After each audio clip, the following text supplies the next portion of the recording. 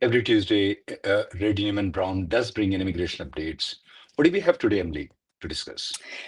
Yeah, today we're going to talk about the recent cable that the Trump administration, State Department sent to consulates about, being overweight and that we can use that to deny your visas. Is there anything to be aware of in that? And then we'll talk about the $100,000 Trump fee. If you're currently on an H-1B and are going for stamping, is that $100,000 fee triggered? When is that fee expected to be paid? And then we'll also talk about the top 5 mistakes that employment-based non-immigrants make and tell you how to avoid them so you don't fall into that situation. And lastly, just with the extreme vetting that's going on, everything that's happening with the Trump administration, what to be aware of if you're traveling on an H-1B, on an L, on an F, when you're re-entering, things to be aware of, problems that people have had, what documents to carry, and so forth. Emily, how serious is this one, the tweet? The tweet or whatever the truth media that you're speaking about, that if somebody is overweight, do I need to watch their steps, how many steps they have to take, they're taking every day? They need to watch their weight before they go into the consulate. They need to watch their weight before they get into the airplane. Do they need to watch the blood pressure and everything before they get into the country, or is it just a big joke? Yeah, so this is, he posted on his social media, um, basically saying that the fake news media is claiming we're going to be denying visas to overweight people, but this is totally false. We're not going to ban all fat people. We're just going to look at that as part of your poor health, and slightly overweight people will be okay, is basically what he said. Now, this is the same guy that said during COVID that you should inject bleach into your veins or Lysol, and that'll get rid of it. So clearly, he is not someone to be talking about health concerns. And, public charge, that's what this falls under. There are health grounds of inadmissibility. There are public charge grounds of inadmissibility. On the health side, it's very specific things that trigger that inadmissibility. Being overweight is not one of them. On the public charge side, I don't know how a consular officer who's possibly also overweight can sit there and look at someone and decide that the lifetime cost of their health care is going to be too expensive for our country to bear when the person is bringing their own health insurance. I mean, the people coming on work visas, people coming on immigrant visas are coming here to work in the employment-based categories or getting health insurance through their employers. They're covered for these kind of things. So I don't put a whole lot of stock into this being a massive visa denial going forward. I don't know your thoughts on it. It's just a joke, Emily. When you look into a little bit down there, though, if you look into the particular lady, he put it out, Rosie O'Donnell. You remember that lady Hmm. in the when the Trump was getting into power, he targeted that particular lady, very nice lady. So this is more like a joke towards that particular lady, seems to be the thing, because if he's contradicting the social media and the fake news, and then still he's confusing the people and added the Rosie, just to take it as a joke, guys. This is not serious. As Emily has pointed out, Trump is not a doctor, so don't take his advices on the things. Don't take it seriously. This particular thing, do not take it seriously, guys. It's just meant for a joke, doesn't mean anything. Let's move on to the next topic, Emily. Now, if I am here on H-1B, I came on a H-1B status into United States. Now I extended my H-1B. I'm working with company A. Now, if I go to stamping, I already have my H-1B approval with the I-94. If I go to stamping, is the 100,000 applicable for me? It is not. And that is the same whether your H-1B was filed before September 21st or after September 21st. So we know for sure that if you have filed an extension of stay in the US with the same company, if you filed a transfer while you're in the US, even after September 21st, if you filed an amendment plus extension, you got it approved, it has an I-94 attached to it. In that situation, if you are later going for stamping, you do not trigger the $100,000 fee. What if I moved from F1 or H4 or L1 to H1B status within the United States? Got the I-94, I'm going for stamping. Still does not apply, thankfully. So for those that are going in the lottery next year, your best bet is to be in the US if you're selected so that you can file a change of status. And then once that's approved, you can travel and apply for the visa stamp without the $100,000 fee being triggered. What if I had a H1B, but I don't have the H1B stamping in the passport right now? I have an I-140 approval also. Right now, I am outside the country. If some company files the H1B status right now, and I have to go for stamping, is $100,000 applicable? I've been already been counted to the H1B lottery. I already have my I-140 approval, but I'm outside the country. Yes, it does appear to be applicable, even though the proclamation and kind of some of the tweets about it at the beginning talked about new petitions. I think what they really were boiling down to is consular processing petitions. So for anyone outside the US, they are going to require that $100,000 fee. We are seeing people where the petition was filed without the fee now getting requests for evidence asking that the fee be paid before they will approve the petition for consular processing requests. Anything else, Emily, before we go to the next topic? Yeah, I think there's a little bit of gray area for people who are in that situation where they're outside the US, they are filing for consular processing, but they have a valid visa stamp from a previous company that's not expired, the stamp in your passport. I think there are differing opinions on that. I read it as the fee is not required because you are not needing a visa stamp. Other people are reading it that it is required. USCIS has sent requests for evidence asking for the $100,000 fee on those cases too, but it's unclear if that's because they did not submit a copy of the valid visa stamp or if USCIS is interpreting it that way. So that kind of remains to be seen at this point. I personally don't have any cases I filed in that situation, but we're definitely keeping an eye on that for people who are consular processing but have a valid visa stamp. When I look into the website of the USCIS, it says the proclamation does not apply to any previously issued and currently valid H-1B visa. That's what it says. So that's what I'm going to read it to. But of course, I'm not going to say that the other lawyers are wrong in their interpretation because we know that USCIS sometimes don't interpret the same way that we read the plain English language. Um, what are the 5 common mistakes that, Emily, you've been practicing immigration law for like 20 plus years now?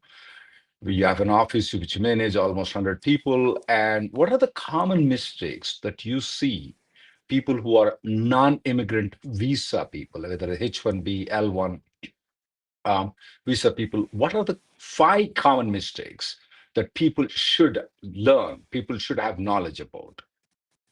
Yeah, I think the first one is especially important during the Trump administration. We saw it was very important during the previous Trump administration, and it will be again. And that is not getting the approval of your application before your current status expires.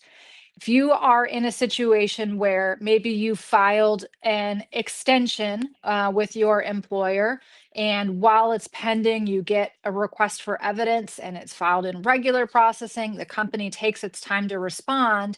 And while the response is pending, your current H-1B expires. Yes, it's true. You are still authorized to stay in the country. You are in a period of stay authorized by the Attorney General or POSABAG. Yes, you can keep working for up to 240 days after your I-94 has expired. The problem is in the current environment where unexpected denials are happening, where they're raising new issues in RFEs, and we have not figured out the best way to respond yet to get an approval. If you get a denial and your previous status has expired, you're practically out of luck, especially given the $100,000 fee, because now the only way to get back into status is for you to exit your employer files consular processing. Now the $100,000 fee kicks in, or you try a nunc pro tunc request. And if that gets denied because it's discretionary, now you've gone on record telling the Immigration Service that you're out of status, you're at risk for an NTA. So it is very, very risky in the current environment to delay getting the result on anything you're filing if that delay is going to cause your current status to expire. Same goes for change of status. If you're in the lottery next year and you're filing a change of status from H4 to H1B and your H4 is expiring in late October and you're thinking, well, I have plenty of time to get my H1B approved. I don't need to file it in premium processing. What happens if it gets denied after your H4 is expired and you've not extended your H4? Now you're out of status. Now you're accruing unlawful presence. Lots of issues there. So that is a big one. What's another common one that you see, particularly related to I-94s? Emily, I've seen people who have their passport expiring. Let's say, for example, if they have H-1B until 2027 stamped, their I-797 is also until 2027, but their passport is expiring in December of 2025 when they enter into United States. Their I-94 at the port of entry, they give the CBP only until December 2025. So in January of 2025, there is a little bit gray area. CBP considers that you are in legal status, USCIS considers that you are not in legal status. It's a gray area whether you are considered to be in legal status or not. So I want all the people who ever enter into the United States to check, you know where to go in CBP's website and check your I-94 if it's reflecting properly or not. Irrespective when your passport is expiring, irrespective when your 797 is expiring, irrespective when your passport is expiring, irrespective when your passport visa is expiring, check the I-94 online. It takes just 2 minutes for you to check it. And if everything is all right, that's fine. If there is some mistake, it's easy to correct if it's before the expiration of the I-94. It becomes very complicated if you contact a lawyer after the I-94 expires. That's one thing that I see a lot of things.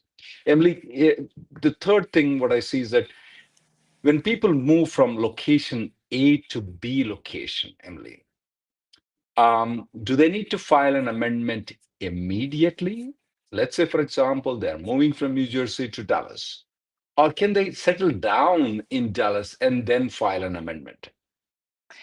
The amendment must be filed before you can start work in that new work location. So if you are planning to move from New Jersey to Dallas, before you can open up that laptop and work remotely in Dallas, your company must file the amended petition because the matter of Simeo case requires a new LCA and a new LCA requires an amendment to be filed. And we do see USCIS looking into this. They are easily able to see when you actually moved versus when the amendment was filed. And they are denying amendments in that situation. That again is going to lead you to a consular processing petition, which is going to lead to the $100,000 fee. So that is a huge mistake to make in the current environment. I don't know why people think that they can move there first, start working, and then file the amendment when we get our documents together or when it looks like the project is going to continue for some time. That is the wrong way to do it. You have to file the amendment and then move. How I about also, timing of the perm and I-140s for I mean, I see 7th year that as a extensions? very common mistake where people they wait until their fourth year, fifth year, sixth year to file the perm labor. People say that, okay, they don't focus on the long term. They say, okay, 6 years is a long period of time. Not at all. We have been in practice for a long period of time. So we have seen a lot of people whose labor in I-140 does not get approved by the time they complete their 6 years. And everybody knows the rule. We don't have to explain that unless the labor in I-1 labor has been pending for more than 1 year or the I-140 is approved, you are not eligible for more than 6 years of H-1B. So we would want people to file work on the green card application day one, since you get a H-1B. And sometimes even before you get the H-1B also you can. Even when you're an H-4 EAD, you can file the green card application. Even when you're an L1, L1A, you can file the labor certification. Even when you're an L1B, you can file a labor certification. Even when you're OPT or STEM extension, you can file the POM labor certification. You should try to do that, because in that way, that later on when your H-1B kicks in, it'll be easier for you to transition though. Now, there are some companies that take a long time for you to file the labor certification application. There are some companies that don't file the labor certification at all. So whenever you get an opportunity, you need to file a labor certification. And if you are an H-1B, if your company is not filing the POM labor certification, time to move on. I mean, it's time to move on to a company that is going to file a POM, because if you want to stay in this country, you have to move on to a different company. And, I'm not getting a job. Well, update your skills. If your skills are not good enough, that's the reason why you're not getting a job. That's the only thing. So update your skills, update your marketing things, how you can market yourself, because that's very important for you to file the POM as soon as possible. Emily, Yeah, and I'll add on that, sure, go ahead. it's not just about processing time. Like we've been saying for quite a while now that you need to plan 2 years to make it through the labor certification and I-140 because of the processing time, the recruitment steps, and all that sort of thing. But nowadays, we also have to deal with what if, the company goes through the recruitment process and they find a qualified worker. They can't file. There's no option to move forward there. So that's going to delay your whole process, even though you're at the very step of finally filing that perm. Or what happens if they go through and wait months and months and get a prevailing wage determination and the company isn't happy with it and they don't want to proceed with it? The whole thing stops. So if you're waiting until year 4 to start that process and any of those things derail it, you're really going to be stuck at the end of your 6-year limit. And on top of that, we used to, even if you filed the labor certification, we used to be able to send someone outside the country to wait a few months in order for them to qualify for the 7th year extension, file the consular processing H-1B, and come back. Now we have the $100,000 fee to worry about. So it's not as easy to deal with a gap if you are hitting your 6-year limit and need to find another option until your I-140 is approved or your perm has been pending for 365 days. But on the very last topic of mistakes employment-based applicants make, a big one is traveling outside the US, going for stamping without the proper documentation, and especially even without reviewing the documentation.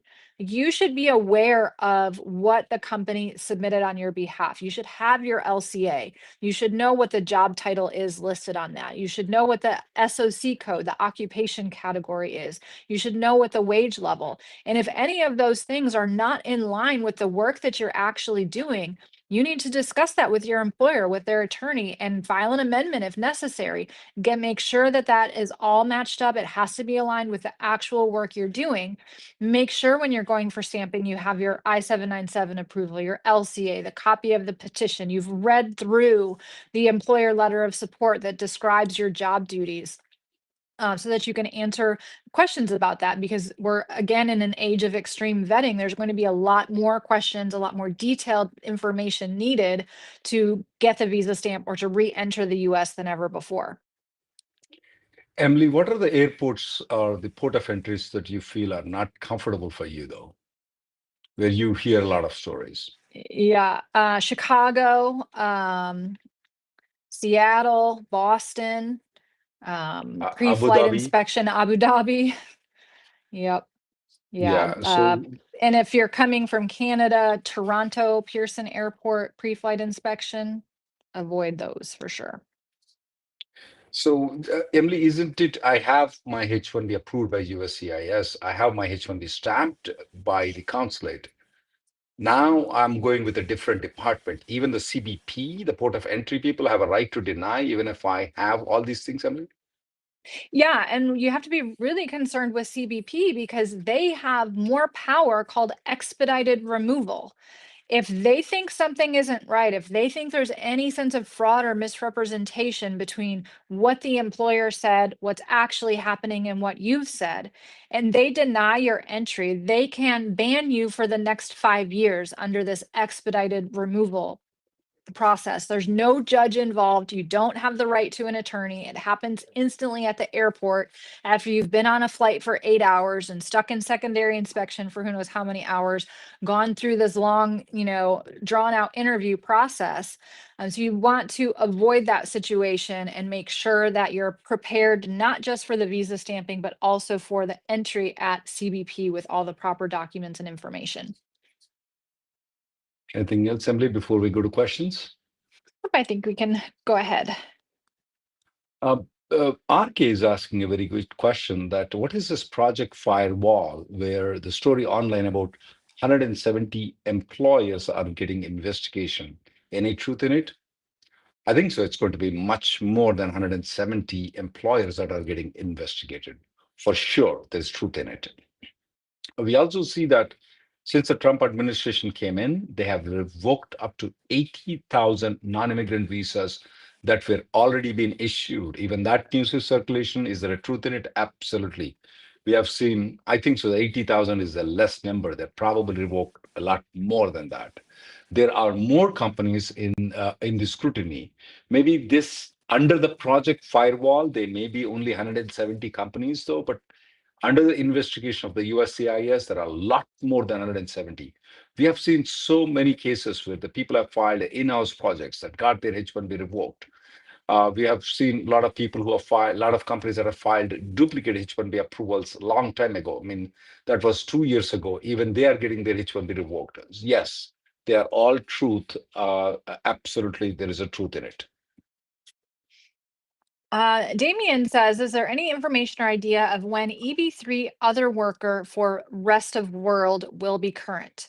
I don't expect it to happen. I know it was typically current for many, many years, but all visa categories with supply and demand, the supply has not increased, but the demand has. So those visas have run out. That's what creates the backlog. The backlog, we get a fresh 140,000 employment-based green cards every year, but the demand is much higher for that, even for people from rest of world, not India, not China, not Mexico. So I think it's here to stay until Congress changes something or fewer people decide to come to the US. Um, Sumit has this question. He has a H-1B with company A. He doesn't have it stamped in the passport yet. He's in United States. And now, can he change to company B? I'm assuming that you are in United States. I don't see any problem in you changing to company B if you are in United States. But if you are out of United States, though, yeah, technically speaking of, you may have to get the H-1B approval with company A before you change the company to company B. But if you're in USA, absolutely not a problem. Maruthi says, can I add my H4 kid as the beneficiary of a 529 account for paying for college fees? So the 529 account is a college savings plan that gives you some tax benefits if you are the parent depositing money into this plan, and then your child can use it when they go on to college tax-free. Absolutely, you can do that for your child, even if they're in H4 status, no restrictions on that whatsoever. It's your money.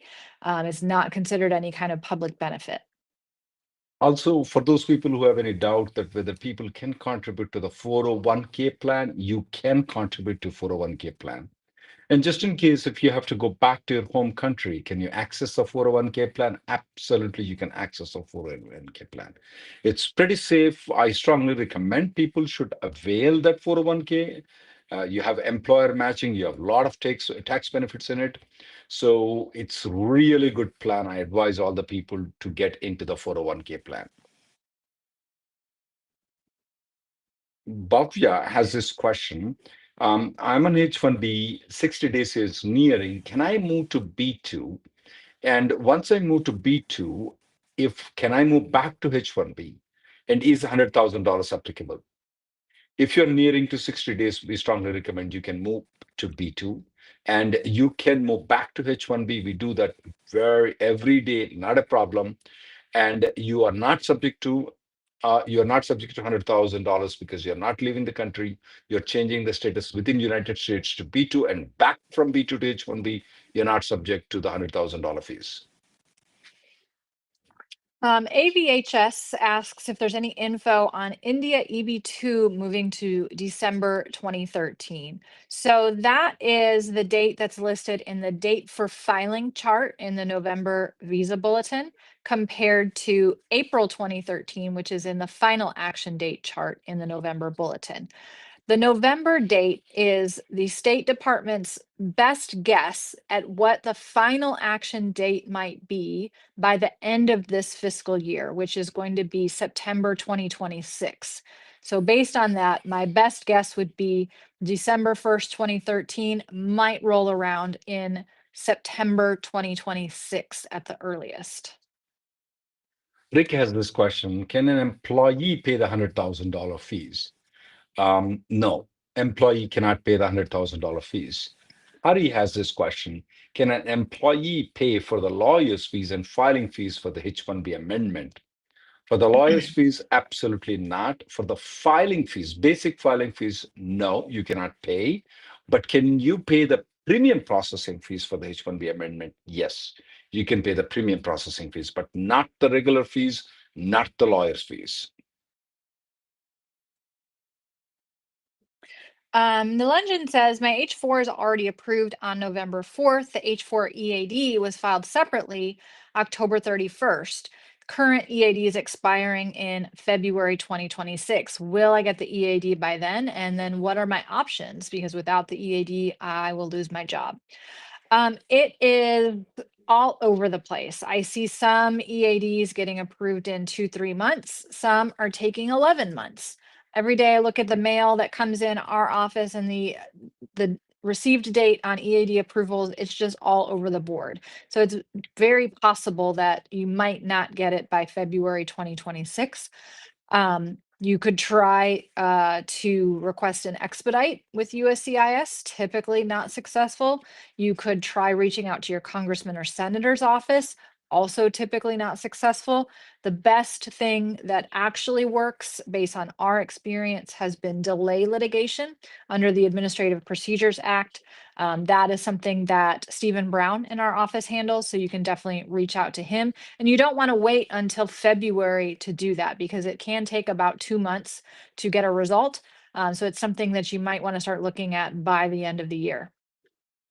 Aga has an interesting question. He got laid off on H-1B. He changed to B2 and back to H-1B, and he had no problem moving back to H-1B. And if he goes for stamping, is $100,000 applicable? Absolutely not applicable for you.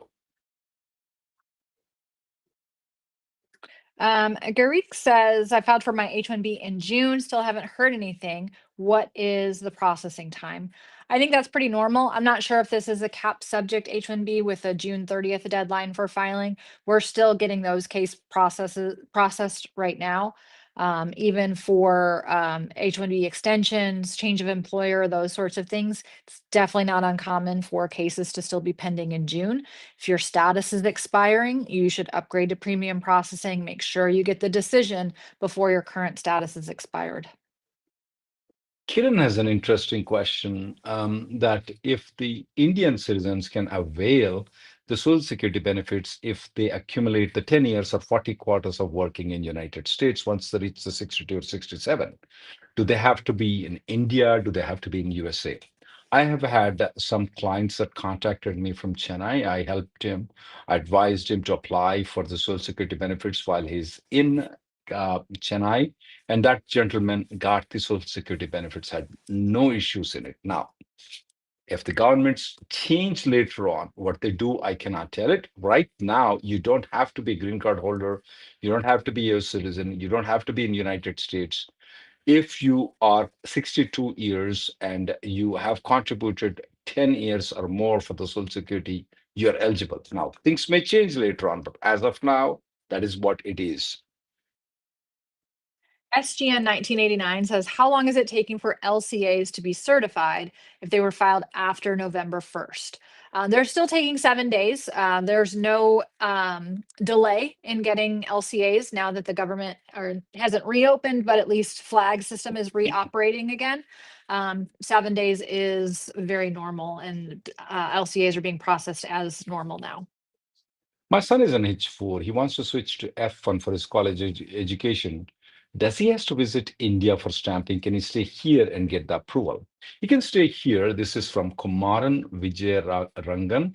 Your son can apply change of status from H4 to F1 in United States, get the approval in United States. The only problem is whenever he travels outside, he will have to go for stamping, which I advise people not to go.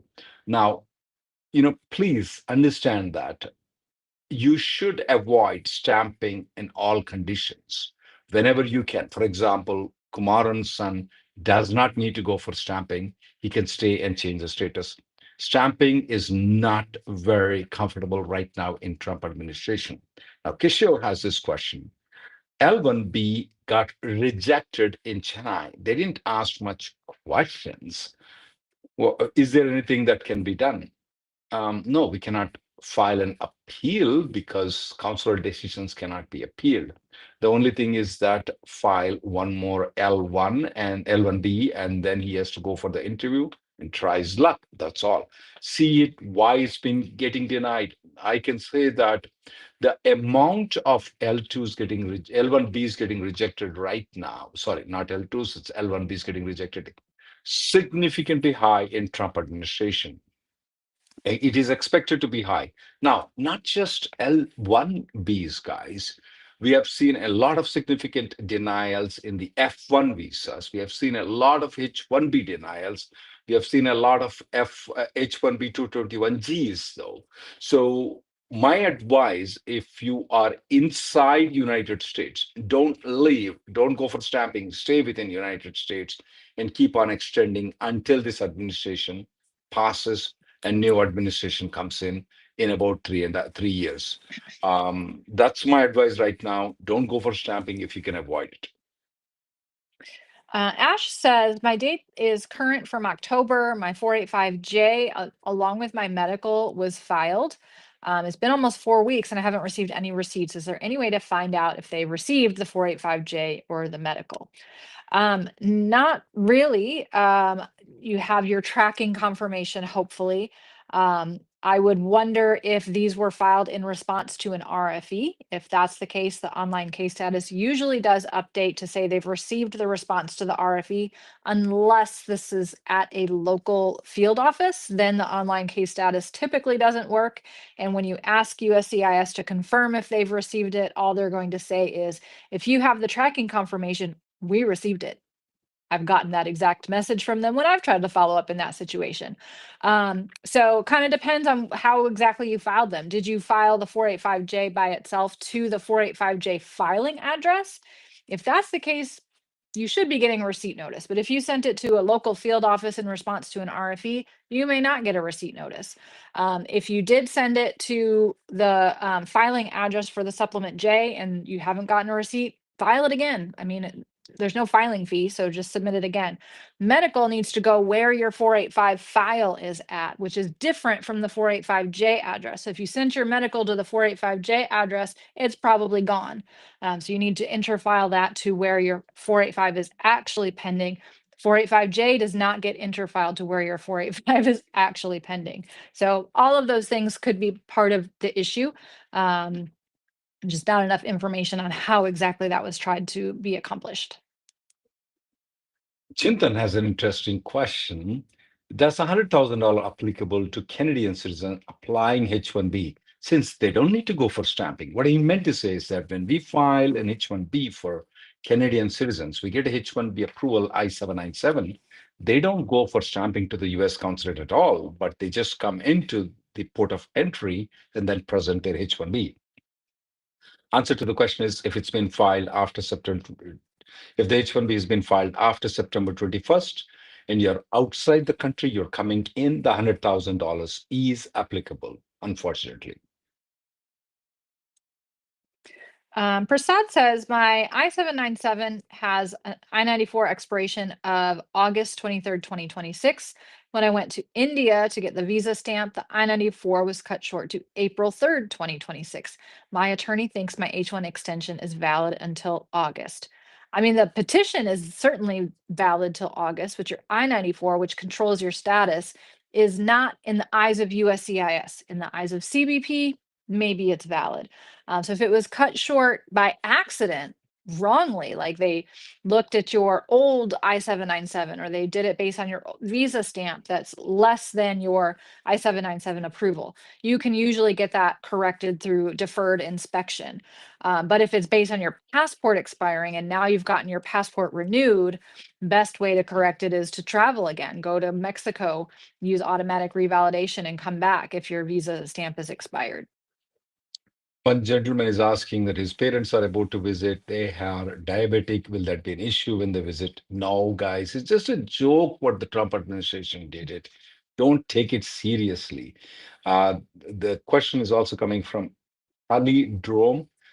In the new health rule for new applications who have already submitted the medical 693 in adjustment of status, will that be a problem? No, they're not adding anything like that at this point of time, though. So don't take it those words very seriously. In fact, diabetes, overweight are not the issues that are there in the I-693 form at this point of time. So it's only about tuberculosis, AIDS, and certain other diseases, but where if you sit next to the person, you may get those diseases. For example, AIDS, you may contact by having association with that particular person. But if I sit next to a person for diabetic, or if, let's say, for example, my wife is diabetic and I'm living with her for, let's assume that I won't get the diabetic. It's only it's not communicable disease, so it's not an issue at all. So don't take the truth what Trump tweeted or what you call the social media that he done. Don't take it seriously, guys. Ashish says, how many days maximum can someone stay in India on H-1B? Well, I think there's a common misconception here that you're on H-1B when you're outside the country. You are not. When you leave the US, you are no longer in H-1B status. You can enter your home country as a citizen of that country. You can do whatever you can normally legally do in that home country, but you're not in H-1B status. When you return to the US, that's when you are reissued, readmitted in H-1B status. So if you are an H-1B holder and you leave the US, how long can you stay out? As long as you want. You're not on H-1B anymore. US rules don't apply.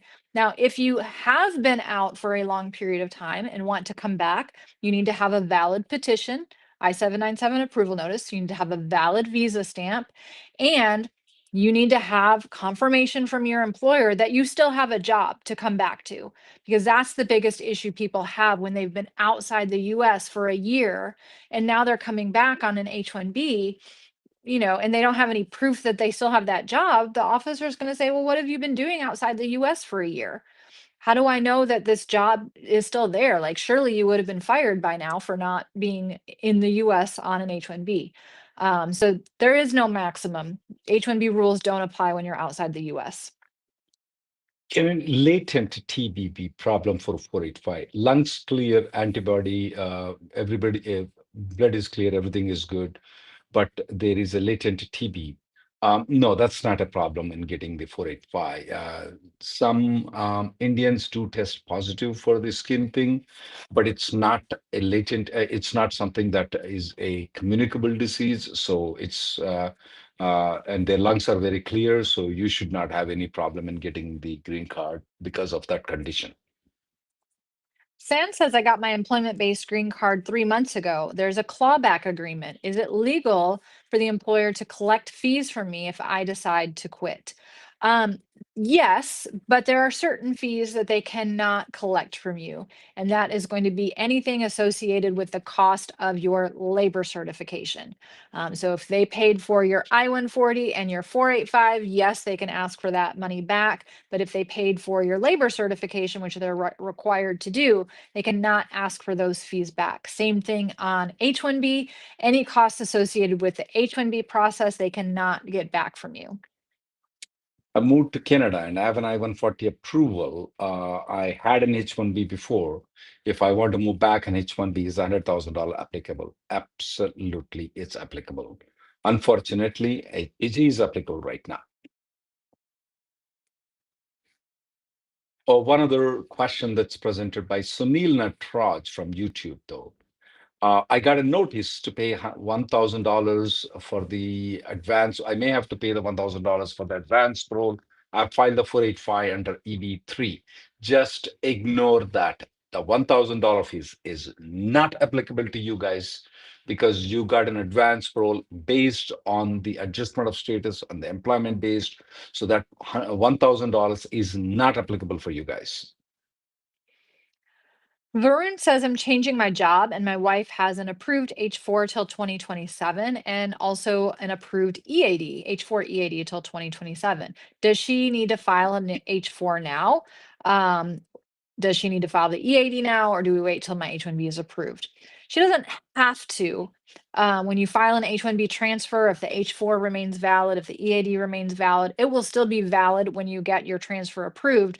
The problem is the two of you will have two different end dates. Yours is going to be 2028, hers is going to be 2027. So you either need to remember to file her extension on time. But then when you're filing separately, the processing time is much longer. So for that reason, I generally, even though it's not necessary, if your spouse is going to be in the US and you want to avoid a potential gap in the EAD, it's a good idea to file the H4 and H4 EAD renewals along with the transfer.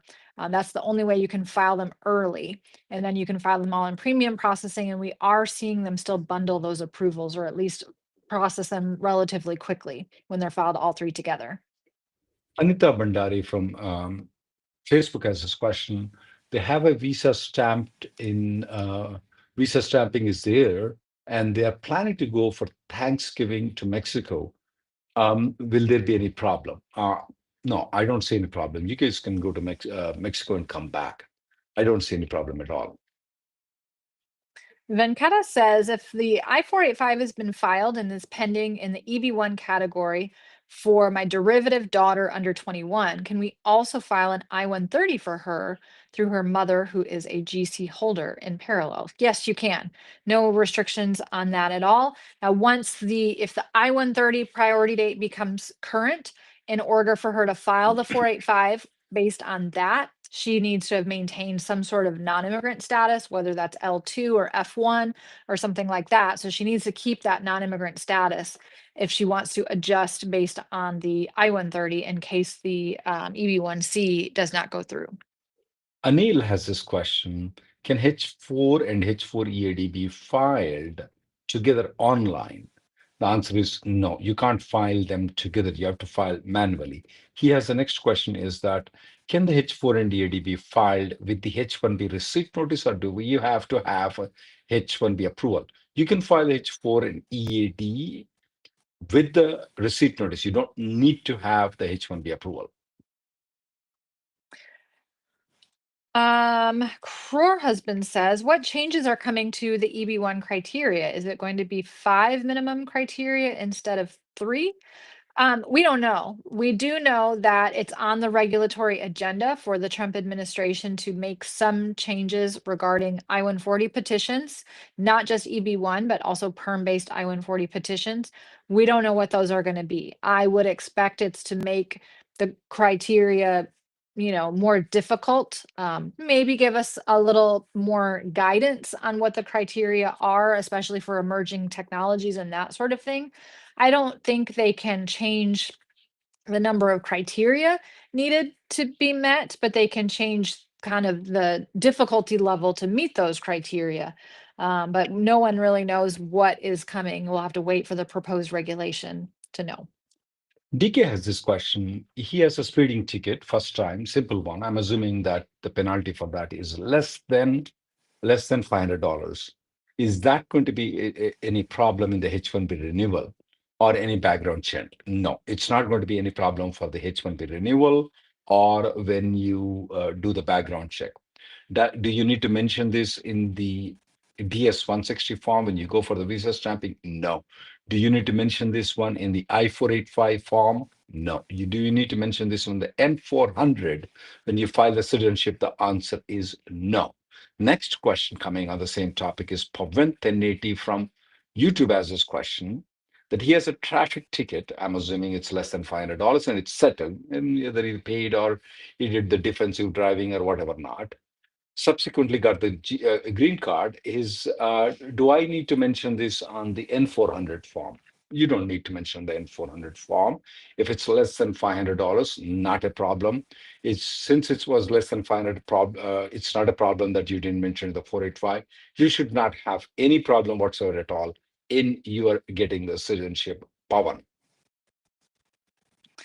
Abalash says, my I-797 starts from September 2025, but my spouse H4 and H4 EAD has a start date of September 2026. Current H4 ends in January.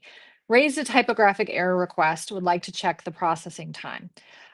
So it is all over the board. Sometimes you won't even get a response. So they used to, when you submitted a service request, they would tell you expect a response by X date. They don't do that anymore. It just says we've received your request. Then when you follow up with them, they'll say, oh, it takes 60 business days for you to get a response. And then still you don't get a response in 60 business days. So you have to follow up again, do another service request. It is a never ending struggle to get that. So I hate to say that, but it's going to be sometime. You may have to refile before the current H4 EAD expire just to have something so it doesn't look like she's got a gap in her I-94. Emily, a serious discussion that's coming from Micah Wish from YouTube. I've heard a minimum wage proposal of 208K for the H-1B. It will be applicable to? When, how, what's going on that? So that's not exactly what the plan is. There is going to be a proposed regulation to modify how DOL calculates the prevailing wage. They've previously done the exact same thing. We got those prevailing wages in October 2020, if I recall, or maybe it was July 2020. And it basically, instead of having the calculation one way, they calculated it a different way, and it caused a major increase in level 1 and level 2 prevailing wages that were needed for LCAs for H-1Bs and the perm process. It was eventually litigated. Then Biden administration eventually withdrew the regulation. Now we're going to get a proposed regulation that does something with prevailing wages. I would expect it's going to be something similar. Now, where does that 208K come from? There were certain locations when they did the calculation last time around that there was not enough data available to actually issue a wage in that location. And when that happens, they just make the wage $100 an hour, and that becomes the prevailing wage for that location, which is $208,000 a year. I don't know if they're going to plan on doing that again, but it wasn't across the board. It was just in a limited number of work locations. So if you're not in that work location, that's not going to be the wage. We can expect the prevailing wage to be higher than what it currently is. Beyond that, nobody quite knows what it's going to look like at this time, but we are expecting a proposed regulation that will give us an idea soon. So why did Forbes magazine publish that 208, Emily? A bit concerned about it because they normally get the information much better than us, is it right? Yeah, but I think they were reporting the same thing as before, that because it was based on certain locations that they Okay. don't have the data, and therefore they automatically assign that 208K. But I don't think they were trying to say that the government's planning on making that the base pay, because the prevailing, the Congress, the statute says H-1B workers have to be paid the prevailing wage, or for labor certifications, you have to pay at least the prevailing wage. The prevailing wage has a definition. It has to be what other workers are normally paid for that job in that location. I can guarantee in some of those locations, US workers were not getting paid $208,000 a year. So how can that be considered a prevailing wage? It's not. So I would expect that could be litigated if they were to attempt something like that. Now, they could change the floor for the LCA dependent, H-1B dependent employers, but that's set at 60,000 to be exempt from the extra requirements. But I think Congress has to do that as well. It's not something that can be done by regulation. Question coming from YouTube is, while the I-140 is pending, can I file the 485 application? Yes, you can. If the priority date is current RB, you can file the 485 application. Absolutely not a problem. Babu says, my spouse's H-4 visa stamping is stuck with the Chennai consulate for 5 months now under administrative processing security check. I tried a congressman inquiry, but no luck in expediting. What options do I have? Litigation, a lawsuit under the APA, Administrative Procedures Act. Any government agency is required to make a decision in a reasonable period of time. This administrative processing taking 5 months is not a reasonable period of time. They need to issue the visa, deny it, come with a decision, but they can't just keep it on hold forever like they're doing. So I would definitely reach out to Stephen Brown from our office on that to see if that's something you want to pursue. Question. 1 second, give me one. Jaswinder is asking question whether he can apply for his teenage son SSN number on H4. The answer is no, you cannot. You cannot get the SSN number for your teenage son.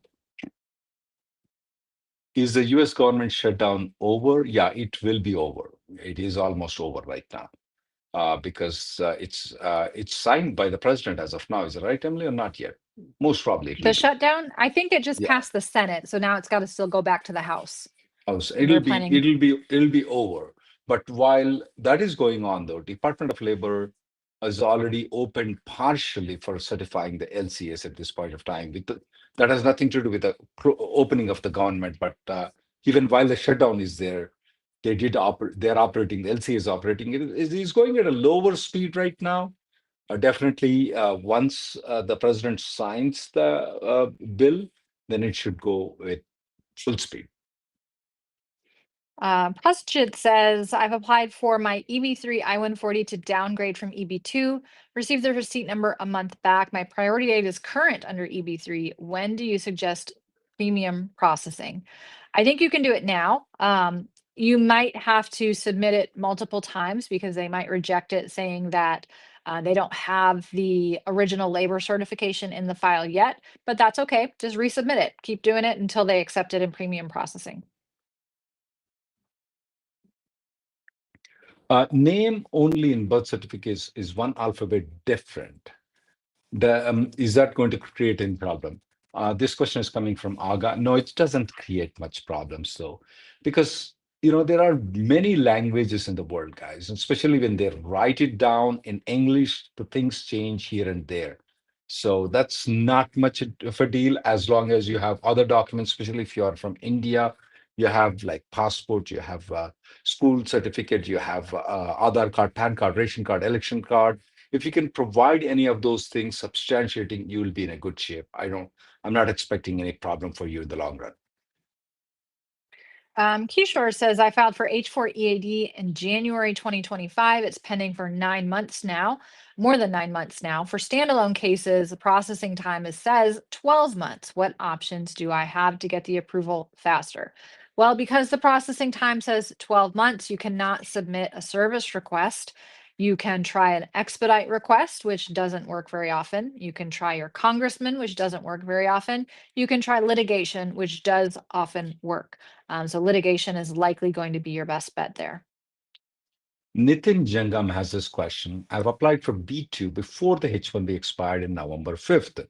Now the DO is open. Can I apply H1B in premium processing with non-protect, requesting the B2 withdrawal together in the same packet? I do not recommend that you do that at all. Because when you are withdrawing the B2, that means that then you're applying for non-protect. What will happen is that they will definitely withdraw the B2 and they may deny the non-protect. And I have only one sentence I can only speak Hindi, that you will be na garka na gatka. I don't have wordings in the Telugu or English in this particular thing. So definitely what I would want you to do is apply for change of status from B2 to H1B. That is a better strategy because nowadays with non-protect, you don't know whether you're going to get the deportation orders. I strongly recommend you don't do that activity. Anil says, can H4 and H4 EAD be filed concurrently online through the USCIS portal, or do they need to be submitted together as a paper filing package if filing at the same time? You cannot file the EAD for the H4, the C26 EAD cannot be filed online. So you have to file, if you want to file concurrently, file them together on paper. It's not possible to do it online. MSR, I have only 6 months left in the 6 years of H1B max out. Perm has been filed in November first week. He meant to say November first week of 2025, I'm assuming. So definitely within the 6 months, you are not going to get the green card approval. So there are some alternative things that you may want to consider, probably moving on to H4, B2, F1, spending a little bit more extra time outside the country, especially there are some ways where you can go to Mexico and come back. It probably is better for you to contact an immigration lawyer to strategize what works for you. But for all these things, your company need to cooperate too. And there's one other thing is that if previously we used to say that, yeah, you can also you go to your home country, and once the labor and I-140 is approved, you can always come back. But that option is not there right now because you have this $100,000 fees. So definitely consulting an immigration lawyer would be a better strategy for you, MSR, because if you have a H4 option, go for it. Pagliani says H1, H4, H4 EAD were filed in regular processing. If the H4 is traveling to India, should we withdraw the H4 and H4 EAD extension or only the H4? None of the above. You don't need to withdraw anything just because you're traveling. You can let them continue to be processed, get your H4 stamped, come back in on H4, and then wait for the EAD to be approved. Your H4 might get a request for evidence saying, hey, we see you entered on H4 and have already been issued this status. Therefore, tell us why we need to adjudicate this. Totally fine. You can withdraw it at that point. Your H4 might be administratively closed because you don't need it anymore. That's totally fine. But that way your EAD will still be processed. So you definitely don't need to withdraw anything in there. Nishant, I have this question. He is moving from F1 to H1 for a nonprofit organization. I'm assuming, and he has plans to travel to India in July of 2026. I'm assuming that you are going to get the change of status approved in the United States, either change of status from F1 to H1, or you're moving from H1 from company A to company B, and you already get the H1B approval in United States with the I-94. And then if you're going for stamping, definitely the $100,000 is not applicable. We see some people trying to phrase the same questions again and again. Sometimes the questions are not very clear to give an answer, guys. So it's always good. Don't copy and paste the same thing again and again. Try to rephrase the question in a way that we can understand it more clearly. Because some questions we are unable to give a clear answer, or we can't get the question very clearly. You're just putting the same question again and again. So please don't do that one. Sonali says, is there extreme vetting of N400 applicants these days? Yes and no. I would say for your typical employment-based green card holder who's gone through F1, H1, got the labor I-140 green card and is now filing the N-400. You don't have any like drug offenses, you haven't had any criminal issues, no terrorist issues. No, there's not extreme vetting. The process is the same. We're not seeing any delays. In fact, they've been pretty fast in a lot of places. So I would not be concerned about filing an N-400 for the vast majority of people. Yeah, I haven't seen anything at all, guys. If you just have a regular traffic tickets, which normally normal people have it, then you can file N-400 online itself. I suggest that. A lot of people are asking question, is it time to delay or file the N-400 application right now? Right now, file it right now. If you have any concerns, though, discuss with an immigration lawyer, but don't delay filing the N-400. I don't assume that things are going to get better in the future, though. So if you are eligible for filing an N-400 citizenship application, you should file it ASAP. Well, we are out of time for today. Thanks for everyone for joining us. We'll be back again next week at Tuesday, 5 o'clock Central Time. In the meantime, feel free to subscribe to our newsletter. Make sure you're subscribed to our YouTube channel because we do a lot of breaking news and updates throughout the week with videos. And so you'll get notifications when those new videos are posted. Thank you very much for tuning in.